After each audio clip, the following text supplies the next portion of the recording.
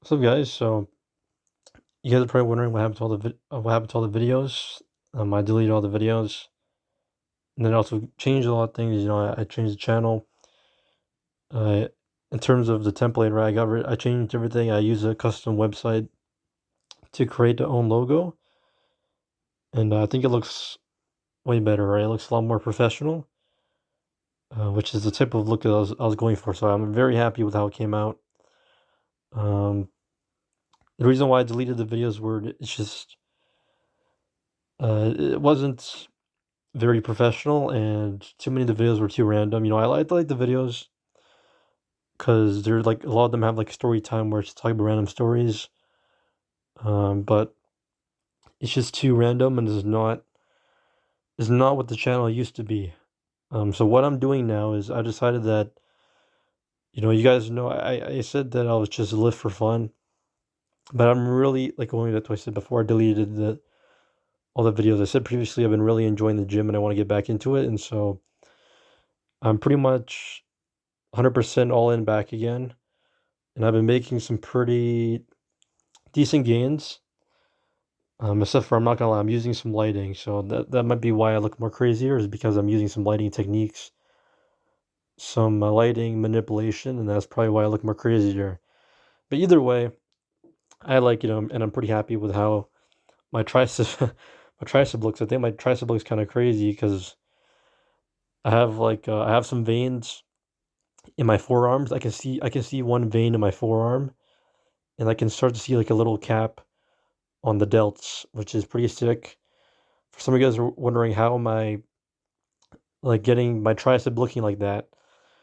I do something called a superset, but it's kind of crazy because it's almost sort of, I don't know if I want to call it a superset. I actually forgot why it's called a superset, but I should just call it that because what I do is I'll do one I'll do one set of tricep push down extension using the triangle attachment, and then I'll switch over to a straight bar, and then I'll do overhead tricep extension, and I call that one whole set, even though it's technically two sets. So that's the reason why I call it a superset. Is I do 12 reps, 12 reps using the triangle push down extension. Then I switch over to an overhead extension. I do 12 reps of that, and then I call that one set.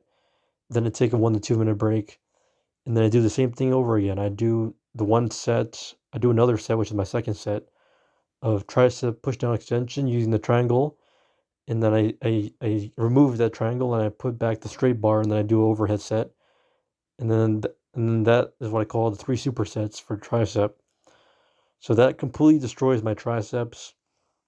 And then one thing that I also will say is I've been doing more incline bench, even though my incline bench is not very strong. I can only do like 105, maybe like 135 for like a couple of reps.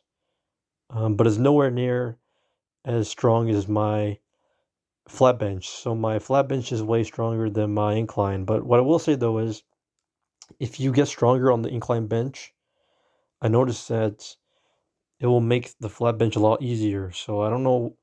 And another thing that I found out was when I did the flat bench today, and I moved over and I finished that workout and I moved over to some shoulder press machine. My shoulders were in really good condition, but then when I have a day where I'm doing the incline bench, what happens is when I do the day with the incline bench, my shoulders, I can feel it even before I do the shoulder press machine. So what I'm saying here is, I mean, it could be a technique thing, but I think that your shoulders have to be really strong in order to have a good incline bench. That's just my opinion. That's just my experience I've noticed so far. But maybe that's why I've been getting stronger, is because of the fact that I've been incline benching more. So I think I still need to get it up because I should be able to. I think if I keep on trying to focus more on the incline bench, which is exactly what I have been doing. So on my Monday days, so you guys know, that's why I'm one rep maxing right now. Is I'm trying to get my strength up so that I can lift heavier. My other what's it called other accessory movements, and it's been working out pretty well. So I think I'm gonna keep on doing it. I just have to make sure when I'm deadlifting, I don't blow my back out. So tomorrow is my deadlift day. At the time of this recording, it'll be posted tomorrow though, which is Tuesday. But tomorrow will be my deadlift day that I'm doing for strength. And what I'm going to be doing is I'm going to do the 225 deadlift for 6 reps in a row nonstop. And if I can do that for two sets, then next week I will progress the overload and I'll add some more plates on the deadlift. I just have to be careful because deadlift is a little bit dangerous. So I'm going to take my time.